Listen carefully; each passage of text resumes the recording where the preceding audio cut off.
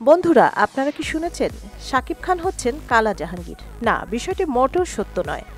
হ্যাঁ, ছিল নতুন সিনেমা ঘিরে এক চরম গুঞ্জন, তবে আসল সত্যটা হলো সম্প্রতি দেশের সুপারস্টার শাকিব খান চুক্তিবদ্ধ হয়েছেন একটি নতুন সিনেমায়। পরিচালক আবু হায়াত মাহমুদ চৌধুরী, প্রযোজক শিরিন সুলতানা।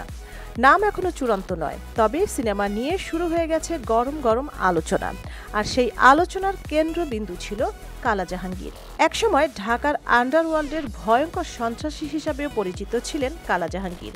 এমনকি গুজব ছড়ায় শাকিব খানই এবার পর্দায় তার চরিত্রে অভিনয় করছেন। সোশ্যাল মিডিয়ায় ভাইরাল হওয়া পোস্ট, রিল আর মিম দেখে অনেকেই ভাবতে থাকেন এবার তাহলে কালা জাহাঙ্গীর হয়ে আসবেন শাকিব খান। কিন্তু হঠাৎ আসে চমক। প্রযোজক শিরিন সুলতানা এক স্পষ্ট ঘোষণা দিয়ে বলেন, এই সিনেমাটি ৯০ দশকের প্রেক্ষাপটে হলেও এটি কোনো নির্দিষ্ট ব্যক্তির জীবন নিয়ে নয়। কালা জাহাঙ্গীরের সঙ্গে শাকিব খানের চরিত্রের কোনো সম্পর্ক নেই। তাহলে এই গুজব ছড়ালো কোথা থেকে, কারা ছড়াচ্ছে আর কেন? সম্ভবত দর্শকদের আগ্রহকে কাজে লাগিয়ে কেউ বানিয়েছিল মিথ্যা হাইপ, আর সেটা সোশ্যাল মিডিয়ায় আগুনের মতো ছড়িয়ে পড়ে। তবে সিনেমাটিতে কি থাকবে? প্রযোজক বলেছেন এটা হবে crime club, high voltage action, love এবং ডার্ক ড্রামাতে ভরপুর।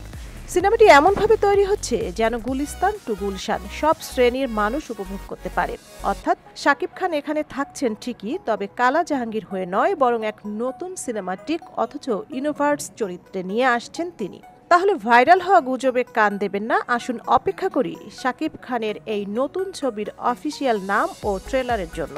কমেন্টে জানান, আপনি কি শাকিব খানকে একজন ভয়ঙ্কর গ্যাংস্টার চরিত্রে দেখতে চান, নাকি আপনি চান রোমান্টিক হিরোতেই থাকুক তিনি।